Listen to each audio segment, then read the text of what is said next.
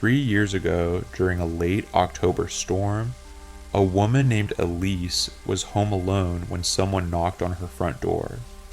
It was just after 9 p.m.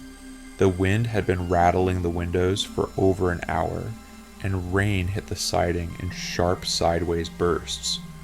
Her husband was working a night shift at the hospital, and her 8-year-old son was asleep upstairs.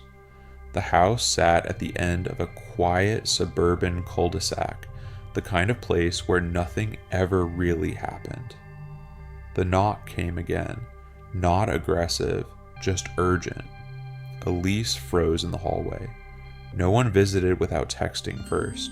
Not in weather like that. She walked to the door and checked the peephole. A man stood on her porch, soaked through, one hand pressed against his side. He looked to be in his early 30s, dark hair plastered to his forehead, pale, breathing hard. When he noticed the peephole darken, he leaned closer to the door. "Please," he called out, voice shaking. "I was in a car accident. My phone's dead. I just need to use a phone. And your bathroom. I think I'm bleeding." Elise hesitated. Every warning she'd ever heard told her not to open that door, but she could see blood on his shirt. Not a lot, but enough to look real. And the rain was relentless. She cracked the door with the chain still latched. "Where's your car?" she asked. "Down the main road," he said quickly. "I tried a few houses. No one answered. Please, I just need 5 minutes." He winced and leaned slightly against the frame as if dizzy. Against her better judgment, Elise shut the door, removed the chain, and opened it fully. She told him to come in. The man stepped inside, dripping water onto the hardwood floor. He smelled like wet pavement and something metallic. She handed him a dish towel and pointed down the hallway. "Bathroom's the first door on the left." "Thank you," he said, his voice suddenly calmer. Elise locked the front door behind him and followed at a distance.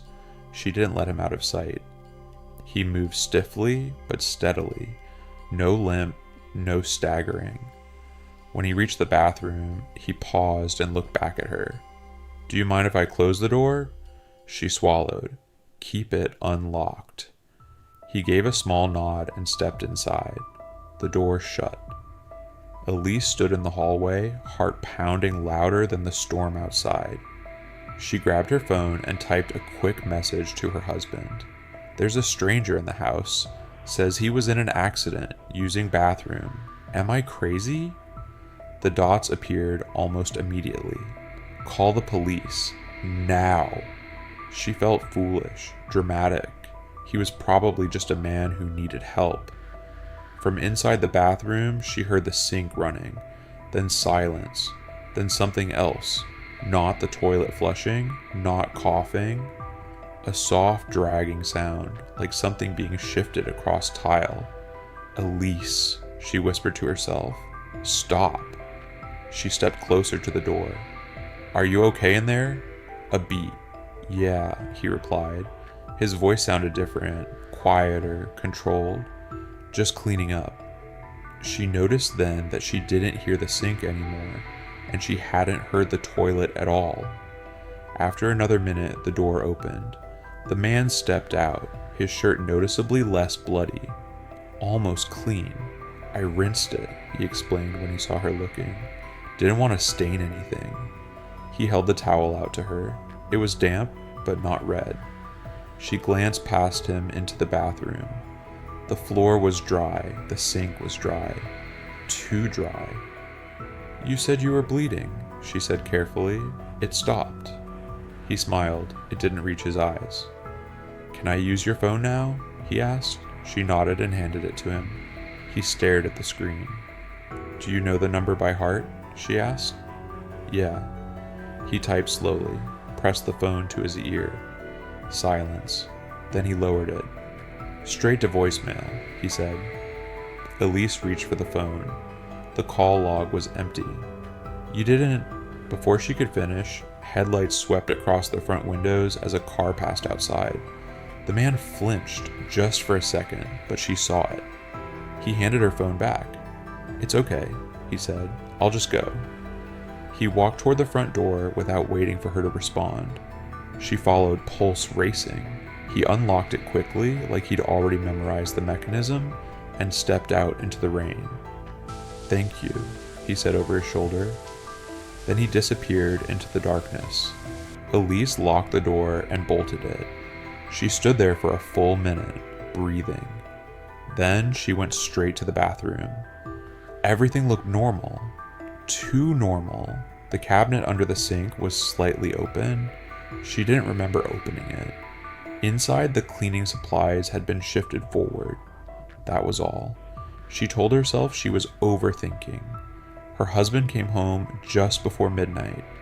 She told him everything. He checked the yard, the street, the garage. Nothing. They laughed it off as adrenaline and bad weather. But 2 nights later, Elise woke up at 2:13 a.m. to a sound she couldn't immediately place. A soft thud, then a creak. She nudged her husband. "Did you hear that?" He groaned. "It's the storm again." Except there was no storm.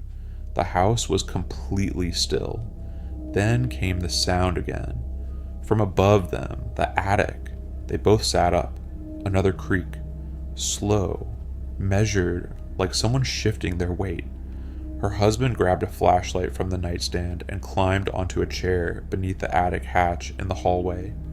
"Elise," he whispered, "call the police." She already was. He pushed the hatch open. Silence. Then he shined the light upward.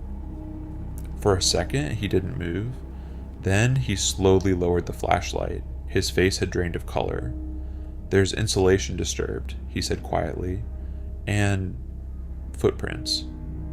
Police arrived within minutes and searched the attic. At first, they didn't find anyone. But near the far corner, where the roof sloped low, they found something else. A small nest made from insulation. Empty water bottles, protein bar wrappers, and a damp dish towel. The same one Elise had handed the man. He had never left the house. He had gone into the bathroom to unlock the small utility panel behind the sink. It connected to a narrow crawl space that led up into the attic. The dragging sound she heard wasn't him cleaning up. It was him removing the panel. He'd been inside the house long before the storm, possibly for days. The blood on his shirt, not his. There had been no accident reported anywhere nearby that night. The police searched for him for weeks. They never found him. What they did find, however, made everything worse. Hidden in the insulation near the attic vent was Elise's spare house key, the one she kept in a magnetic box under a planter on the back porch. It had been missing for over a month. Elise and her family moved out shortly after, but before they left, her husband installed temporary cameras inside the house for peace of mind. On the final night, while the house was mostly empty, one of the motion alerts triggered at 3:47 a.m. It showed the hallway outside the bathroom.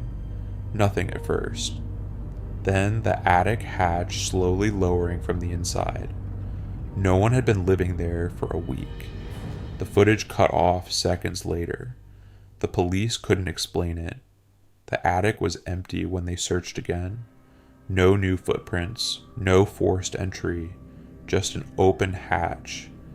Elise still thinks about the moment she opened that door, about how polite he sounded, how calm, how easily he said thank you, and how she had believed he was trying to get inside, when the truth was far worse.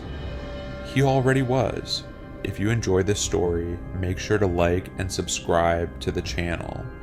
Also, leave a comment below telling us what kind of story you'd like to hear in the next video.